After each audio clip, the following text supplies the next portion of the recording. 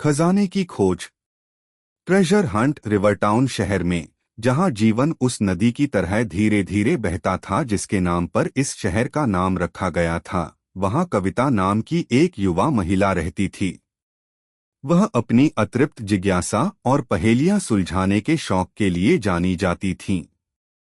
कविता के पास दिलचस्प कलाकृतियों से भरी एक छोटी सी प्राचीन दुकान थी। प्रत्येक कलाकृति में बताने के लिए एक अद्भुत कहानी थी। शरद ऋतु की एक ठंडी दोपहर में जब कविता ने एक पुराने अलंकृत दर्पण पर धूल झाड़ी तो उसे इसके पीछे एक छिपे हुए छोटे डिब्बे का पता चला। अंदर एक रहस्यमय मोम सील वाला एक सीलबंद लिफाफा था जिस पर एक जटिल के अंकित था। कविता ने इसे ध्यान से खोला और सुंदर लिखावट में हस्तलिखित एक पत्र पाया। खजाने की खोज।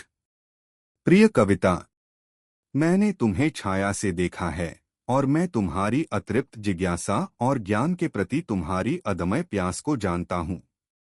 मैं आपके सामने एक चुनौती पेश करता हूँ।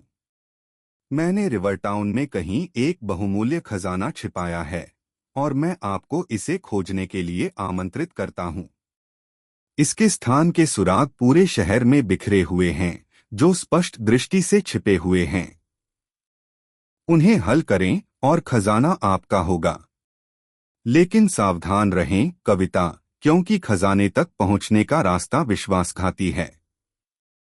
आप खजाने को चाहने वाले अकेले नहीं हैं। किसी पर भी भरोसा न करें और अपने प्रति सचेत रहें।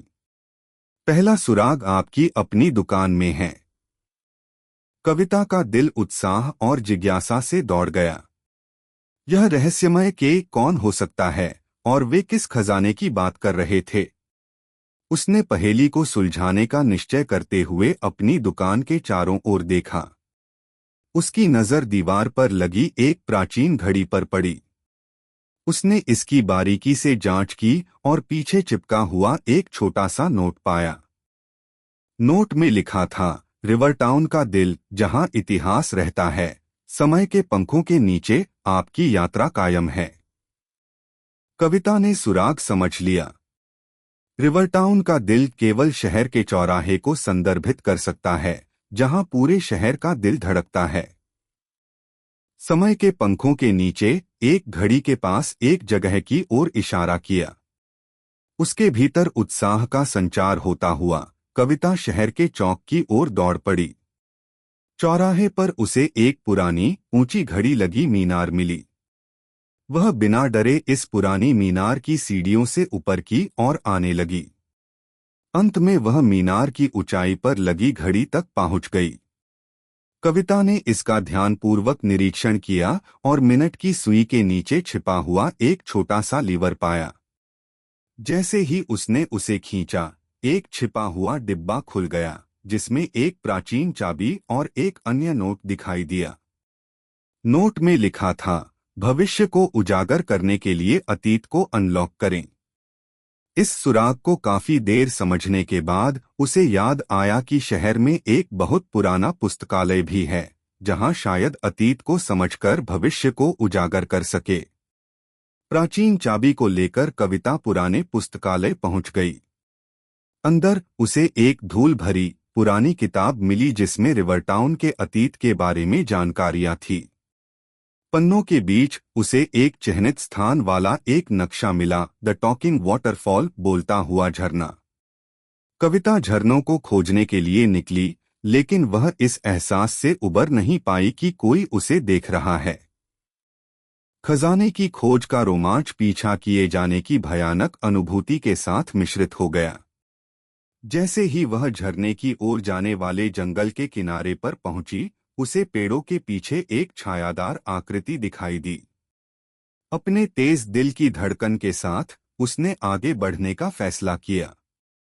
द टॉकिंग वाटरफॉल पर पहुंचकर कविता ने वहां देखा कि वाटरफॉल काफी ऊंचाई से गिर रहा है। काफी देर वहां आस पास देखने के बाद कविता को वाटरफॉल के पानी के नीचे पत्थरों की एक अजीब व्यवस्था देखी। अपने मन की बात सुनते हुए कविता ने वहां वाटरफॉल के पानी के नीचे के पत्थरों को हटाना शुरू किया। वाटरफॉल के पानी की वजह से कविता बार बार गिर रही थी, लेकिन उसने हिम्मत नहीं हारी और पत्थरों को हटाना जारी रखा। कुछ समय के बाद वाटरफॉल के पीछे एक छिपी हुई गुफा दिखी। कविता ने देर ना करते हुए तुरंत गुफा में प्रवेश किया। अंदर उसे रहस्यमय प्रतीकों से सजा हुआ एक प्राचीन कक्ष मिला। जैसे ही कविता ने प्रतीकों को समझा, उन्होंने अगला सुराग प्रकट किया। छाया और प्रकाश में जहां आपका प्रतिबिंब फीका पड़ जाता है, उस प्राचीन मूर्ति में खजाने के संरक्षक की तलाश करें। कविता को पहेली तुरंत समझ आ गई। छाया और प्रकाश में जहां आपका प्रतिबिंब फीका पड़ जाता है, यानी कि पहेली जंगल की ओर इशारा कर रही है। पहेली कविता को जंगल के भीतर एक छिपे हुए बगीचे में ले गई, जहां एक प्राचीन मूर्ति खड़ी थी। उसने मूर्ति का निरीक्षण किया और उसके आधार के भीतर एक खोखली जगह देखी। अंदर उसे एक छोटा सा संदूक मिला, जिसमें एक चमकता हुआ रत्न और एक और नोट था। जो रत्न आपके पास है वह खजाना नहीं है, बल्कि आपकी यात्रा का प्रतीक है। साथ ही उसमें एक पहेली भी थी। सबसे प्राचीन पांडुलिपि देगी आगे का रास्ता, यदि जानोगे तो ही पाओगे। प्रत्येक सुराग के साथ कविता अधिक दृढ़ और अधिक सतर्क हो गई। उसे खजाने की खोज के खतरों और रहस्यों का बोझ महसूस हुआ, लेकिन सच्चाई को सामने लाने की उनकी इच्छा ने उन्हें आगे बढ़ाया। खजाने की खोज। अगला सुराग उसे शहर के पुस्तकालय तक ले गया, जहां उसे एक धूल भरी भूली हुई पांडुलिपि मिली। इसके पन्नों में उसे रिवरटाउन के नीचे दबे एक भूले हुए साम्राज्य की कहानी मिली।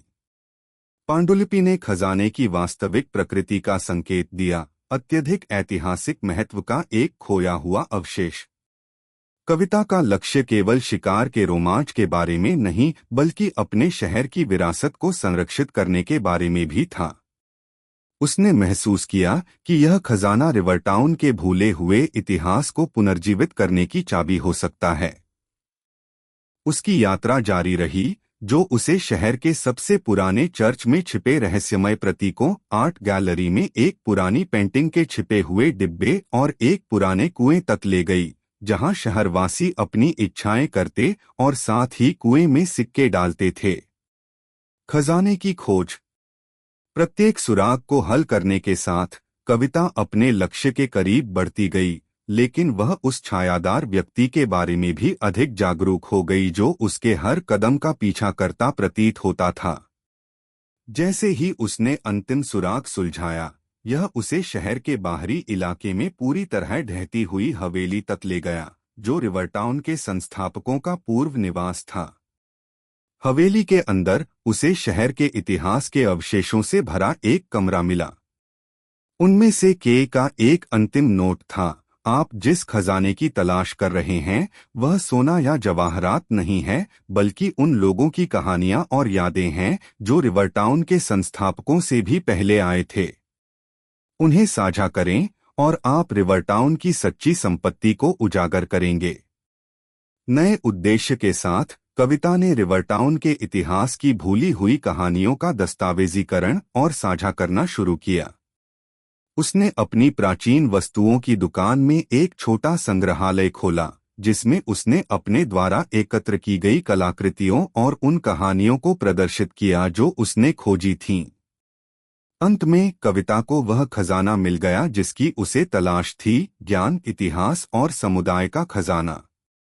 उसकी यात्रा ने न केवल उनकी जिज्ञासा को संतुष्ट किया, बल्कि अपने अतीत के प्रति शहर की सराहना को भी फिर से जगाया।